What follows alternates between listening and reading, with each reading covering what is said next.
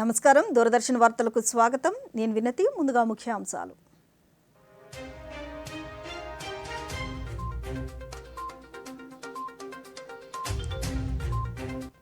ప్రముఖ నేపథ్య గాయని ఆసియా భోన్స్లేకి ప్రపంచవ్యాప్తంగా ఘన నివాళి. గిరిజన చిన్నారులకు నాణ్యమైన విద్య అందించాలన్న ఉపరాష్ట్రపతి CP Radhakrishnan. Senior Asian wrestling championship 2026లో భారత్ విజయ బావుట. రాష్ట్ర వ్యాప్తంగా పెరుగుతున్న ఉష్ణోగ్రతలు, ప్రజలు అప్రమత్తంగా ఉండాలని సూచించిన రాష్ట్ర విపత్తుల నిర్వహణ సంస్థ. వార్తల్లోని వివరాలు. ప్రముఖ నేపథ్య గాయని ఆసియా భోన్స్లే ఈరోజు తుది శ్వాస విడిచారు. ముంబైలోని బ్రిడ్జ్ క్యాండీ ఆసుపత్రిలో చికిత్స పొందుతూ మృతి చెందారు. ఈమె ప్రముఖ గాయని లతా మంగేష్కర్ సోదరి. 1933లో మహారాష్ట్ర శాంగ్లీలో జన్మించిన ఆసియా తన అసమాన ప్రతిభతో అనేక భాషల్లో వేల సంఖ్యలో పాటలు పాడి జాతీయ స్థాయిలో గుర్తింపు పొందారు. ఆసియా భోన్స్లే మృతి పట్ల రాష్ట్రపతి ద్రౌపది ముర్ము, ప్రధాని నరేంద్ర మోదీ, ఆంధ్రప్రదేశ్ గవర్నర్ ఎస్ అబ్దుల్ నజీర్, ముఖ్యమంత్రి నారా చంద్రబాబు నాయుడు, పలువురు ప్రముఖులు సంతాపం వ్యక్తం చేశారు. ఆసియా భోన్స్లే తన అద్భుతమైన గాత్రంతో తెలుగులో కూడా కొన్ని చిరస్మరణీయమైన గీతాలను పాడారు.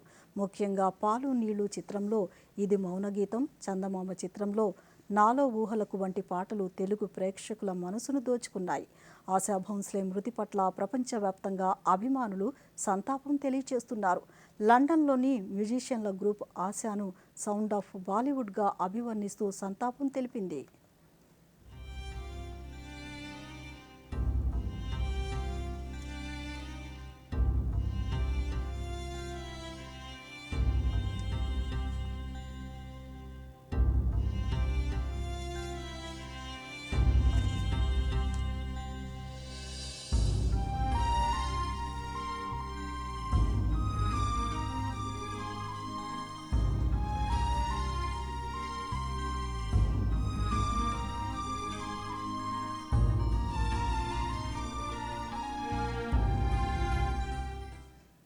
ప్రధానమంత్రి నరేంద్ర మోదీ రేపు న్యూఢిల్లీలోని విజ్ఞాన్ భవన్లో నారీశక్తి వందన్ సమ్మేళనంలో పాల్గొనున్నారు. నవభారత నిర్మాణంలో మహిళల పాత్ర అత్యంత కీలకమని కేంద్ర ప్రభుత్వం వారిని గౌరవిస్తూ నారీశక్తి వందన్ సమ్మేళనంను నిర్వహిస్తోంది. ఈ సదస్సులో వివిధ రంగాల్లో రాణించిన మహిళా ప్రతిభావంతులు వారి అనుభవాలను పంచుకోనున్నారు.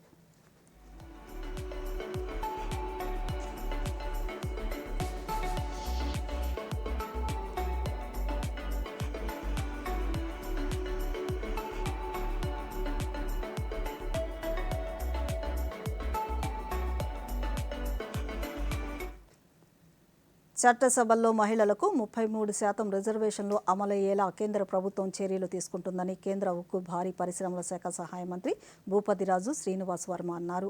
పశ్చిమ గోదావరి జిల్లా భీమవరంలో ఈరోజు మీడియాతో మాట్లాడుతూ జిల్లా మీదుగా కొత్త రైళ్లు ఏర్పాటుతో పాటు ప్రస్తుతం నడుస్తున్న రైళ్లకు హోల్డ్లు ఏర్పాటు చేసేందుకు చర్యలు చేపడుతున్నట్లు చెప్పారు.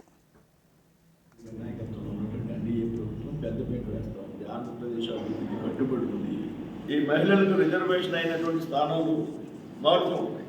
మళ్ళీ లిమిటేషన్ వస్తే మళ్ళీ 20 సంవత్సరాలు అప్పుడు మహిళలు కొన్ని ఆ పార్లమెంట్లు కాకుండా మళ్ళీ కొత్త పార్లమెంట్ అంటే దేశమంతా కూడా క్రమంగా ఏదైతే ఎంపీలు ఎమ్మెల్యేలు అంతా పెరిగేటువంటి అవకాశం ఉంటుంది అనేటువంటి విషయాన్ని మేము చెప్తూ ఈ డీలిమిటేషన్ అనంతరం ఎన్ని స్థానాలు అయితే ఉన్నాయో అన్ని స్థానాల్లోకి 33% కేవలం మహిళలు మాత్రమే ప్రజాప్రతినిధులు ఎన్నికయ్యి చట్టసభల్లో అడుగు పెడతారు అనేటువంటి ఒక చారిత్రాత్మక బిల్లు రేపు జరగబోయేటువంటి 16, 17, 18 తేదీలో దేశంలో ఉన్నటువంటి అత్యున్నత సమావేశాల యొక్క చట్టసభల యొక్క ప్రత్యేక సమావేశాలు పెట్టి కేంద్ర ప్రభుత్వం అమలు చేస్తున్న ముద్ర, ఉజ్వల వంటి పథకాలు, వివిధ కార్యక్రమాలు మహిళలకు అనేక అవకాశాలను కల్పిస్తూ వారిని స్వశక్తులను చేస్తున్నాయని రాష్ట్ర ఆరోగ్య శాఖ మంత్రి సత్యకుమార్ యాదవ్ అన్నారు. విశాఖపట్నంలో ఈరోజు ఆయన మీడియాతో మాట్లాడుతూ శాసనసభల్లో మహిళలకు 33% రిజర్వేషన్ కల్పించే నారీశక్తి వందన అధినియం మహిళా సాధికారతకు తోడ్పడుతుందన్నారు.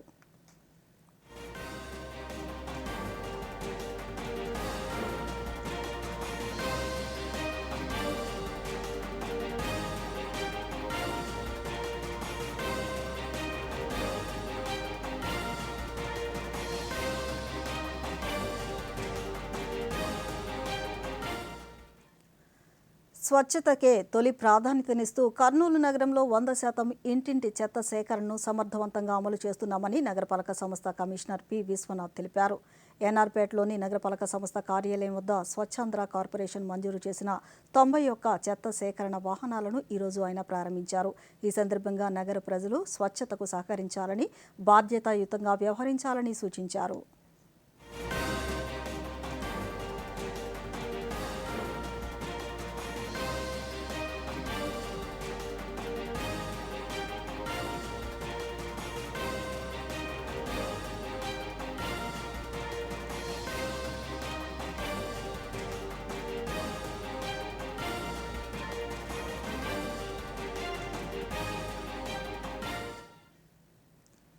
గోదావరి పుష్కరాల నేపథ్యంలో ముందస్తుగా పరిసరాల ప్రాంతాల ఆలయాల పునర్నిర్మాణం, అభివృద్ధి పనులు చేపడుతున్నట్లు రాష్ట్ర దేవాదాయ ధర్మాదాయ శాఖ మంత్రి ఆనం రామనారాయణ రెడ్డి తెలిపారు.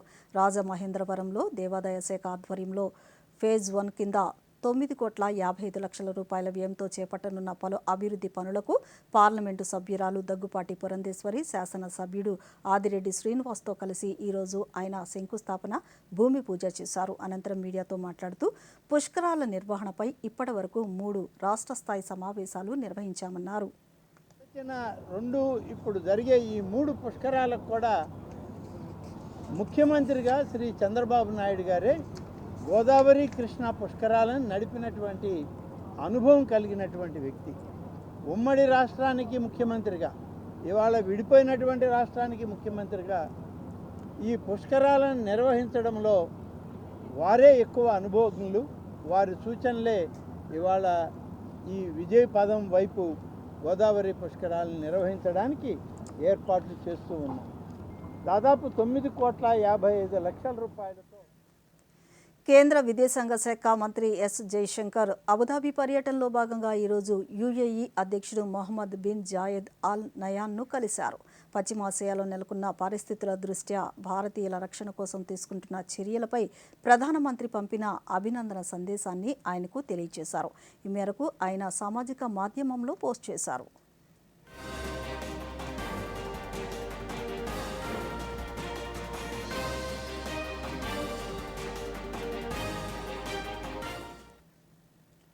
ఉత్తరప్రదేశ్ రాజధాని లక్నోలో కేంద్ర రక్షణ శాఖ మంత్రి రాజ్నాథ్ సింగ్ యూపీ శాసనసభను సందర్శించారు.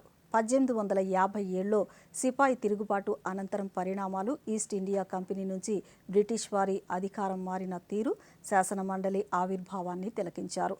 రాజ్నాథ్ సింగ్ గ్యాలరీలో ఏర్పాటు చేసిన హెలికాప్టర్ ద్వారా ప్రయాగ్రాజ్లోని చారిత్రక ప్రదేశాలను వీక్షించారు. కుంభమేళా ఏర్పాటును, గంగా, యమున, సరస్వతి నదుల సంగమ క్షేత్ర ఆధ్యాత్మికతను ఆయన కొనియాడారు.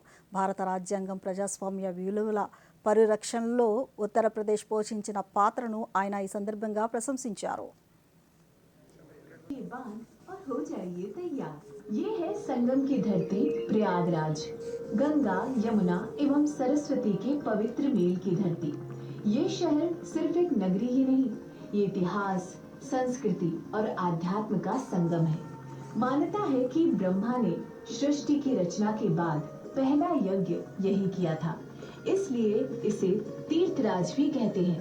चलिए साथ चलते हैं प्रयागराज की इस ఈ రోజు న్యూఢిల్లీలో నిర్వహించిన సండే సైకిల్ ర్యాలీలో కేంద్ర క్రీడల శాఖ మంత్రి మన్సుఖ్ మాండవీయ పాల్గొన్నారు. స్థానిక యువతతో పాటు సైకిల్ తొక్కారు. ఈ సందర్భంగా కేంద్ర మంత్రి మాట్లాడుతూ ఫిట్ ఇండియా కార్యక్రమంలో భాగంగా ప్రతి ఆదివారం సైకిల్ ర్యాలీ చేపడుతున్నట్లు చెప్పారు. ఆరోగ్యంపై అప్రమత్తంగా ఉండాలంటూ ప్రధాని మోదీ ఇచ్చిన పిలుపుకు యువత నుంచి అనూహ్య స్పందన లభిస్తుందన్నారు. संडे ऑन साइकिल सारे देश में एक मुहिम बन चुकी है।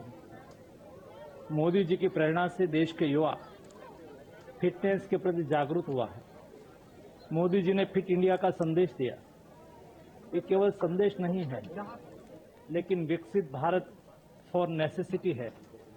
हमें डेवलप्ड कंट्री बनाना है तो देश के युवा और देश के नागरिक स्वस्थ रहे आवश्यक है। ఆధునిక సాంకేతికతను రోదసిని గెలవడానికే కాక మన ఇళ్లలో ఉండే దోమల నివారణ కూడా ప్రభుత్వం వినియోగిస్తోంది. నగరాలు, పట్టణాల్లో ఉండే చెరువుల్లో దోమల లార్వా నివారణకు డ్రోన్ల వినియోగానికి రాష్ట్ర ప్రభుత్వం ప్రణాళికలు రూపొందించింది. దీనిపై ప్రత్యేక కథనాన్ని ఇప్పుడు చూద్దాం. సుమారు 11,391 చదరపు కిలోమీటర్ల విస్తీర్ణం ఉన్న గుంటూరు నగరంలో 10 లక్షల మంది జనాభా నివసిస్తున్నారు. వీరి ఆరోగ్యంపై గుంటూరు నగరపాలక సంస్థ ప్రత్యేక శ్రద్ధ పెట్టి దోమల ద్వారా వ్యాపించే మలేరియా, డెంగ్యూ వంటి వ్యాధుల నివారణకు స్థానికంగా ఉండే చెరువులపై డ్రోన్లతో లార్వా నివారక క్రిమిసంహారకాలను చల్లనుంది. మే నెల నుండి ప్రారంభం కానున్న ఈ కార్యక్రమానికి ఇప్పటికే ప్రణాళికలు సిద్ధం చేశామని గుంటూరు నగరపాలక సంస్థ కమిషనర్ మయూర్ అశోక్ దూరదర్శన్కు తెలిపారు. We are utilizing the drone technology for identification of the hotspots. Wherever staff is not able to reach physically in those places, we are utilizing drones for the spraying of the anti-larvicides. And all this data, technology-driven data, is also compiled in a single dashboard. కేవలం డ్రోన్ల వినియోగమే కాక fogging మెషిన్లకు అధునాతన సెన్సర్లను అమర్చి అక్కడ ఉండే దోమల జాతులను, సంఖ్యను కూడా గుర్తించి దానికి తగ్గ క్రిమిసంహారకాలను పిచికారీ చేయనున్నారు. అలాగే అధునాతన సాంకేతికతతో కూడిన మస్కిటో ట్రాప్లను కూడా నగరంలోని పలు ప్రదేశాలలో ప్రయోగాత్మకంగా అమర్చనున్నారు. In the 13 location in the city, we have installed mosquito traps, which can attract mosquito in that particular area, which is having a large population, and trap those mosquito with very high efficiency. Guntur Municipal Corporation has installed sensors in different places to identify what kind of mosquito breeds are there in that particular area. Accordingly, we customize our strategy to prevent the mosquito menace. We have installed IoT sensor in the fogging machine to ensure that these machines are working with the 100% efficiency. రానున్న వర్షాకాలంలో గుంటూరు నగరవాసులకు దోమల బెడద పెరగకుండా ఈ విధంగా డ్రోన్లను వినియోగించే కార్యక్రమంలో ప్రభుత్వ సహకారంతో డ్రోన్లను పొందిన స్వయం సహాయక సంఘాల సభ్యులను కూడా భాగస్వాములను చేసి వారికి కూడా ఆర్థికంగా వెసులుబాటు కలిగించే ప్రయత్నం చేస్తున్నారు. ఢిల్లీలో Dakini Delhi art gallery exhibition సందర్శకులను ఆకట్టుకుంటోంది. ఉత్తర దక్షిణ భారతదేశం నుంచి భక్తి సంప్రదాయపు కలయికలో వివిధ విగ్రహాల కళాఖండాల ప్రదర్శన జరుగుతోంది. ఇందులో రాజా రవివర్మ, వెంకటేశ్వరరావు, దురంధర్ లాంటి ప్రముఖ కళాకారుల కళాకృతులను ప్రదర్శిస్తున్నారు.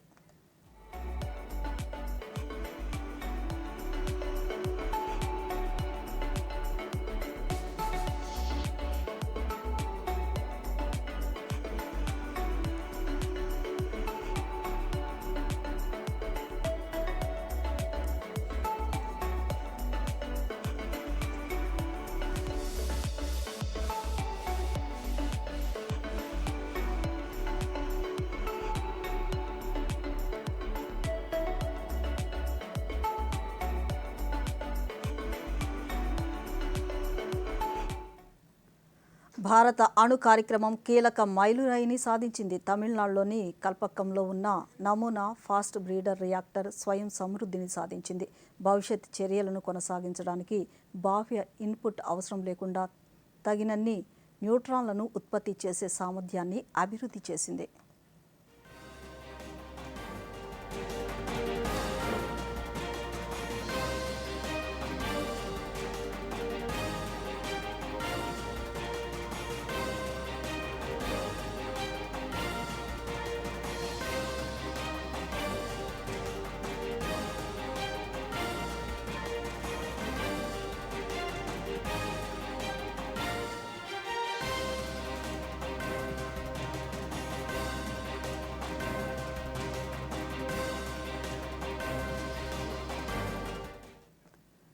సంస్కృతి అంటే కేవలం ఆచారాలు మాత్రమే కాదని, ఆ సంస్కృతిలో భాగమైన ప్రకృతిని కూడా కాపాడుకోవడం అని నిరూపిస్తున్నారు అస్సాంకు చెందిన మితు గొగోయ్.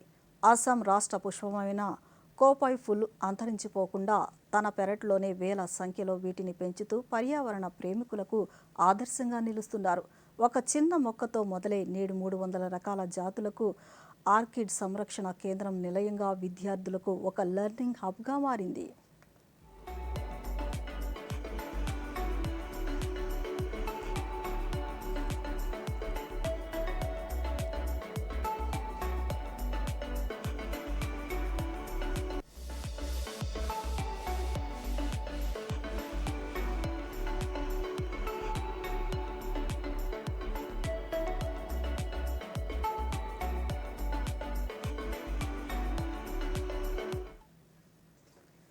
ఈ ఏడాది జూలై 3వ తేదీ నుంచి అమర్నాథ్ యాత్ర ప్రారంభం కానుందని జమ్మూ కాశ్మీర్ లెఫ్టినెంట్ గవర్నర్ మనోజ్ సిన్హా ప్రకటించారు. మంచు కొండల మధ్య కొలువైన అమర్నాథ్ స్వామి దర్శనం ఈ ఏడాది మరింత భక్తి శ్రద్ధలతో నిర్వహించేందుకు అధికార యంత్రాంగం ఏర్పాట్లు చేస్తోంది. 57 రోజుల పాటు సాగే ఈ పుణ్య యాత్రకు వెళ్లాలనుకునే భక్తుల కోసం ముందస్తు రిజిస్ట్రేషన్ సదుపాయాన్ని ప్రభుత్వం అందుబాటులోకి తీసుకువచ్చింది. ఏప్రిల్ 15 నుంచి రిజిస్ట్రేషన్లు ప్రారంభం కానున్నాయి.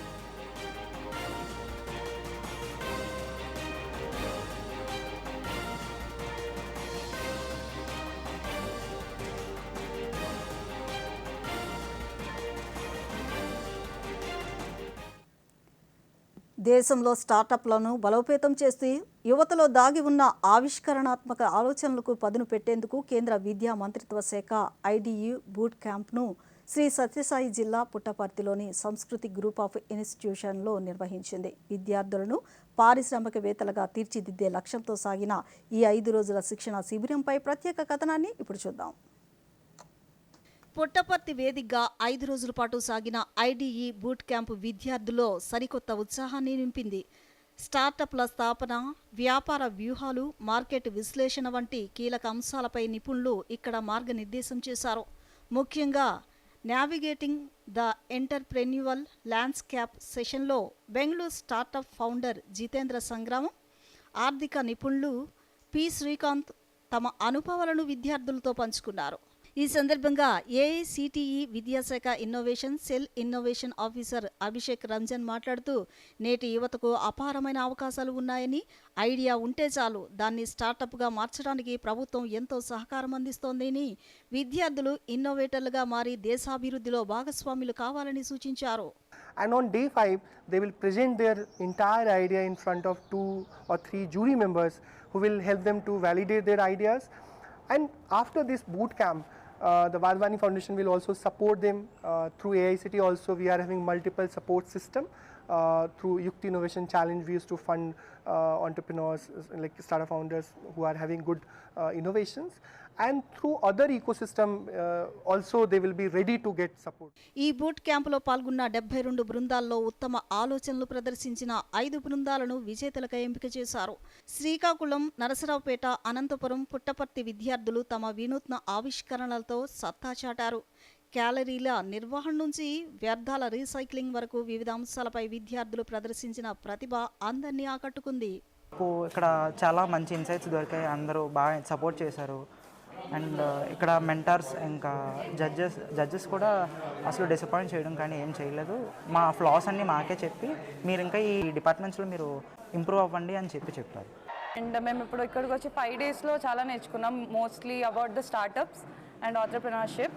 అండ్ స్టార్టింగ్ వచ్చినప్పుడు అయితే మాకు అంతగా తెలీదు ఏమైనా స్టార్టప్స్ ఎలా స్టార్ట్ చేయొచ్చు, దాని బెనిఫిట్స్ ఏంటి, లేదంటే ఎలా చేయాలి ప్రాసెస్ అది. బట్ 5 డేస్లో మెంటర్స్ కానీ రిసోర్స్ పర్సన్స్ కానీ వాళ్ళ వల్ల చాలా వాల్యూ యాడ్ అయింది మాకు. అండ్ మాకు తెలిసిన ఒక 5% నాలెడ్జ్కి వాళ్ళు చెప్పడం వల్ల మాకు ఒక 90% క్లారిటీ వచ్చింది. ముగింపు వేడుకలకు ముఖ్య అతిథిగా హాజరైన Srikrishnadevaraya university vice chancellor professor NVR Jyothikumar విద్యార్థులను ఉద్దేశించి ప్రసంగించారు. యువతీ యువకులుగా ఉన్న వయసులోనే, వాళ్ళు కాలేజీ యూనివర్సిటీలో చదువుతున్న వయసులోనే వాళ్ళల్లో ఉన్నటువంటి ఒక ఎంటర్ప్రెన్యూరియల్ యాటిట్యూడ్, జీల్, దాన్ని డెవలప్ చేయడం అనేది జరుగుతుంది. Entrepreneurs are made, they are not born అనేది ఒక ఫిలాసఫీ అన్నమాట. మనం ఎంటర్ప్రెన్యూర్ మనం తయారు చేయవచ్చు. 5 రోజుల పాటు సాగిన ఈ ఐడిఈ బూట్ క్యాంపు ద్వారా విద్యార్థుల్లో ఆవిష్కరణాత్మక ఆలోచనలు, స్టార్టప్ సంస్కృతిపై అవగాహన మరింత పెరిగింది. స్వయం ఉపాధి దిశగా యువతను నడిపిస్తూ భవిష్యత్తులో కొత్త ఆవిష్కరణలు చేయడంలో ఈ కార్యక్రమం విజయవంతమైంది. అండమాన్ నికోబార్ దీవుల్లో తొలిసారిగా జాతీయ స్థాయి సర్ఫింగ్ పోటీలు ఘనంగా ప్రారంభమయ్యాయి. లిటిల్ అండమాన్ ప్రో 2026 పేరుతో జరుగుతున్న ఈ ఛాంపియన్షిప్లో దేశవ్యాప్తంగా ఉన్న అత్యుత్తమ సర్ఫర్లు పాల్గొంటున్నారు. ఈ పోటీల్లో తమిళనాడుకు చెందిన క్రీడాకారులు అద్భుత ప్రదర్శనతో అందరినీ ఆకట్టుకున్నారు.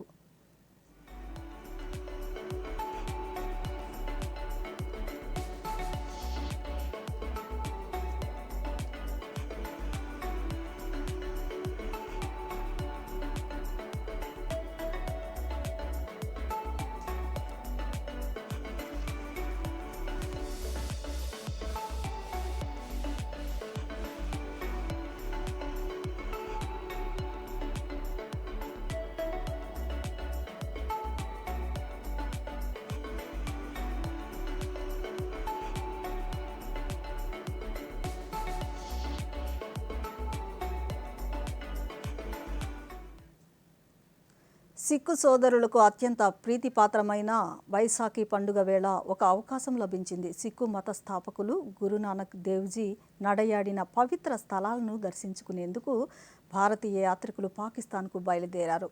వాగా అటారీ సరిహద్దు మీదుగా సాగుతున్న ఈ యాత్రలో భక్తులు ఆనందం వ్యక్తం చేశారు.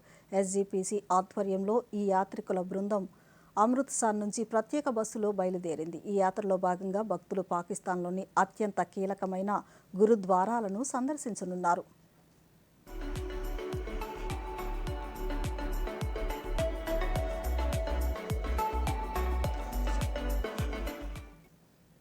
వ్యర్థాలను అర్థవంతంగా మార్చడమే లక్ష్యంగా పర్యావరణ పరిరక్షణలో తన వంతు పాత్ర పోషిస్తున్నారు కొందరు. అలాంటి వారిలో ఒకరు రునా అన్సారీ. రూనా అన్సారీ చేతుల్లో ప్లాస్టిక్ బాటిల్లో అందమైన మొక్కల కుండీలు, హ్యాంగింగ్ పాట్స్, ఆకర్షణీయమైన దీపాలు పెన్ హోల్డర్లుగా రూపాంతరం చెందుతున్నాయి. ఇవి చూడడానికి ఎంత ఆకర్షణీయంగా ఉన్నాయో పర్యావరణానికి అంత మేలు చేస్తాయి. పర్యావరణ బాధ్యత, సృజనాత్మకతగా కలిస్తే ఇలాంటి మరెన్నో ఆవిష్కరణలు చేయవచ్చునని రూనా అన్సారీ నిరూపిస్తున్నారు.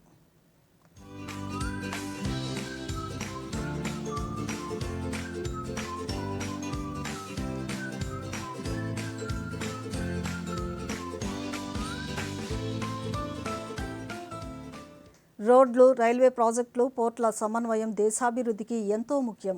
ఒక ప్రాంత అవసరాన్ని బట్టి ఇతర ప్రాంతాలు కూడా అభివృద్ధి చెందేలా మౌలిక సదుపాయాలు ఏర్పాటు చేస్తే సమగ్ర ప్రగతి సాధ్యమవుతుంది. ఈ విధంగా సమగ్ర మౌలికాభివృద్ధి వేగవంతం చేయడం కోసం ప్రాజెక్టులు త్వరితగతిన పూర్తి చేసేందుకు కేంద్ర ప్రభుత్వం 2021 అక్టోబర్ 21న ప్రారంభించిన కార్యక్రమమే ప్రధానమంత్రి గతిశక్తి యోజన. ఈ కార్యక్రమంపై ప్రత్యేక కథనాన్ని ఇప్పుడు చూద్దాం. ప్రధానమంత్రి గతిశక్తి యోజన చిన్నప్పటి నుంచి మనం చూస్తే కనుక రోడ్ల మీద వర్క్ ఇన్ ప్రోగ్రెస్ అనే బోర్డులు మాత్రమే చాలా ఎక్కువగా చూస్తూ ఉంటాం. అట్లాంటిది వర్క్ కంప్లీటెడ్ అనే బోర్డులను ఈ మధ్యకాలంలో తరచుగా చూడటం మనం గమనించవచ్చు. దీనికి కారణం ఈ ప్రధానమంత్రి గతిశక్తి యోజన అనే కార్యక్రమం.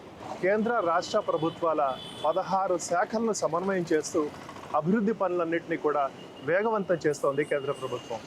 మౌలిక సదుపాయాల కల్పన కోసం నిర్మాణం చేసే బ్రిడ్జిలు, రోడ్లు, రైల్వే లైన్లు, అలాగే డాక్ యార్డులు వీటన్నిటికీ కూడా ప్రధానమైన అవరోధాలుగా అనుమతుల మంజూరుగా చెప్పవచ్చు. ముఖ్యంగా ఈ అనుమతుల మంజూరు పరిపాలనాపరమైన అనుమతులు, అలాగే అటవీ శాఖకు సంబంధించిన క్లియరెన్స్లు, అలాగే వీటన్నిటికంటే అతి ముఖ్యమైనదిగా ఆర్థికపరమైన అనుమతులు చూసుకోవచ్చు. ఈ 3 రకాల అనుమతులను ఒక ప్రాజెక్టుకు సంపాదించడానికే ఏళ్ల తరబడి జాప్యం జరుగుతున్న నేపథ్యంలో వీటన్నింటినీ కూడా ఒకే డిజిటల్ ప్లాట్ఫామ్ మీదకి తీసుకువచ్చి సమగ్రమైన అభివృద్ధి సాధించడానికి కేంద్ర ప్రభుత్వం రూపొందించిన పథకమే ఈ ప్రధానమంత్రి గతిశక్తి యోజన. नेक्स्ट जनरेशन इंफ्रास्ट्रक्चर और मल्टी मॉडल कनेक्टिविटी को इस नेशनल प्लान से गति शक्ति मिलेगी. इंफ्रास्ट्रक्चर से जुड़ी सरकारी नीतियों में प्लानिंग से लेकर एग्जीक्यूशन तक को ये नेशनल प्लान गति शक्ति देगा. ఈ ప్రధానమంత్రి గతిశక్తి యోజన కార్యక్రమాన్ని సమర్థవంతంగా వినియోగించుకుంటూ గుంటూరు నగరాభివృద్ధిని పరుగులు పెట్టిస్తున్నారు స్థానిక పార్లమెంటు సభ్యులు, కేంద్ర గ్రామీణాభివృద్ధి కమ్యూనికేషన్ శాఖల సహాయ మంత్రి డాక్టర్ పెమ్మసాని చంద్రశేఖర్. ఇన్కంప్లీట్ ఏవైతే ఉన్నాయో 9 అయిపోయినాయి, ఇంకా ఒక 7 ఉన్నాయి. అది 2 కొంతమంది కొంత పార్ట్ రైల్వే వాళ్ళు చేశారు, కొంత R&B వాళ్ళు చేశారు. ఏ పర్మిషన్లు అయితే ఉన్నాయో అవన్నీ ఆ పర్మిషన్స్ అన్నీ ఇవ్వటం జరిగింది. శంకర్ విలాస్ బ్రిడ్జ్లో రైల్వే దానికి పక్కన వేసేటువంటి పిల్లర్స్, ఆ పైన వచ్చేటువంటి ఈ గడ్డర్లు, ఈ ఫ్యాబ్రికేషన్ వీటన్నిటిలో కూడా మళ్ళీ రైల్వే వాళ్ళ పర్మిషన్లు కావాలి. అవన్నిటిని కూడా ఈ కల్లా క్లియర్ చేసే విధంగా రైల్వే వాళ్ళతోటి మాట్లాడి చేసాం. మొత్తం టోటల్ 4 బ్రిడ్జెస్ వర్క్ ఇనిషియేట్ అవుతున్నట్టు. ఇన్నర్ రింగ్ రోడ్డుది యాక్చువల్ గా ఎప్పుడో స్టార్ట్ అవ్వాల్సింది, ఇది April 1st కానీ టెండర్స్కి వెళ్ళేటువంటి పరిస్థితి లేదు. రెండోది శ్యామలా నగర్, ఇది కూడా ఇంపార్టెంట్ బ్రిడ్జ్, దీనికి కూడా GAD అప్రూవల్ అయిపోయింది. ఇది ఒక సమగ్రమైన ప్రణాళికకు ప్రధానమంత్రి గతిశక్తి యోజనకు ఒక చిన్న ఉదాహరణగా ఈ ప్రాజెక్టులను చెప్పవచ్చు. పశ్చిమాసియాలో శాంతి నెలకొనాలని ఆకాంక్షిస్తూ UAE జాతీయ గీతాన్ని భారతీయ విద్యార్థులు మన సంప్రదాయ వాయిద్యాలతో ఆలపించారు. సాధారణంగా UAE జాతీయ గీతం పాశ్చాత్య లేదా అరబిక్ వాయిద్యాలతో వినిపిస్తోంది. కానీ భారతీయ సంప్రదాయ సంగీత పరికరాల మేళవింపుతో అది సరికొత్త రూపు సంతరించుకుంది. ఈ వినూత్న ప్రదర్శన 2 దేశాల మధ్య ఉన్న దృఢమైన స్నేహ బంధానికి ప్రతీకగా నిలుస్తోంది.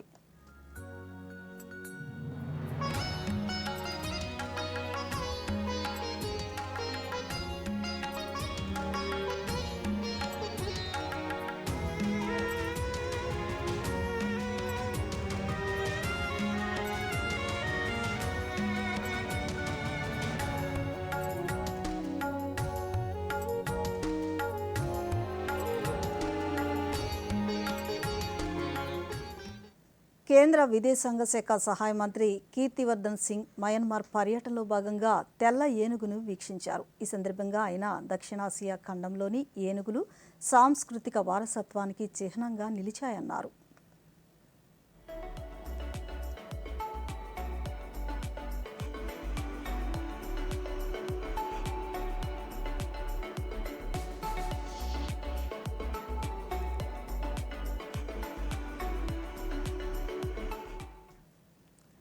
తాజా హిమపాతం జమ్మూ కాశ్మీర్లోని బనిహాల్ను శీతాకాలపు స్వర్గంగా మారుస్తోంది. ఒకవైపు సూర్య కిరణాలు పడినప్పటికీ చలి పెరగడం వలన పర్వతాలు మంచు దుప్పటి కప్పుకున్నట్లు కనిపిస్తూ వాతావరణాన్ని ఆహ్లాదంగా మారుస్తున్నాయి. పర్వతాలు మంచుతో కలిసి చూడడానికి హిమాలయ పర్వతాలు ఆకృతిలో ఉండడంతో చూపరులను మరింత ఆకర్షిస్తున్నాయి.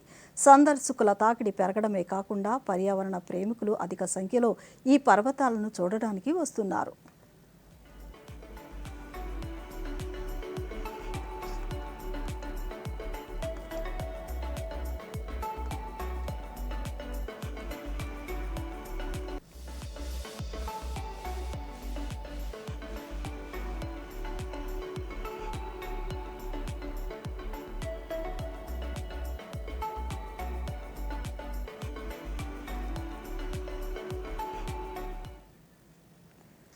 కిర్గిస్తాన్లోని బిష్కేక్లో జరిగిన 2026 సీనియర్ ఏషియన్ రెజ్లింగ్ ఛాంపియన్షిప్లో భారతదేశం 2 స్వర్ణ పతకాలను కైవసం చేసుకుంది. 65 కేజీల విభాగంలో ఉజ్బెకిస్తాన్కి చెందిన జెలోలోవ్ను 8-1 తేడాతో ఓడించి సుజిత్ స్వర్ణాన్ని సాధించగా, 70 కేజీల విభాగంలో మంగోలియాకి చెందిన టుల్గాను ఓడించి అభిమన్యు 2వ స్వర్ణాన్ని అందుకున్నారు.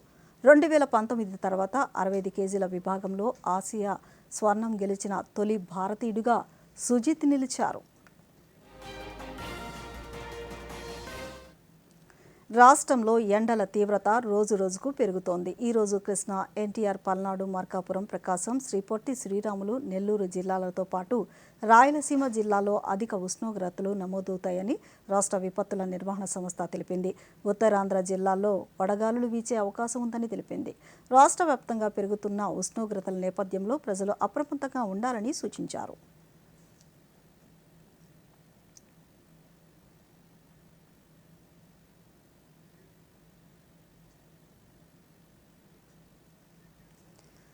ప్రధానమంత్రి నరేంద్ర మోదీ తన మనసులోని భావాలను దేశ ప్రజలతో పంచుకునే మన్ కీ బాత్ కార్యక్రమం 133వ సంచిక ఈ నెల 26వ తేదీ ఆదివారం ఉదయం 11 గంటలకు ప్రసారమవుతుంది.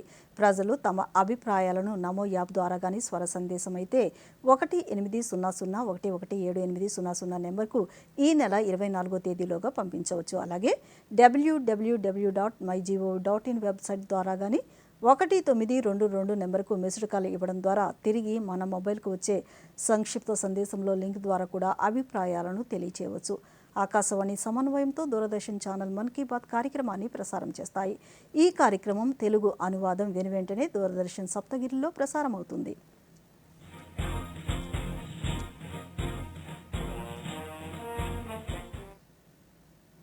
వార్తలు ముగించే ముందు ముఖ్యాంశాలు మరొకసారి.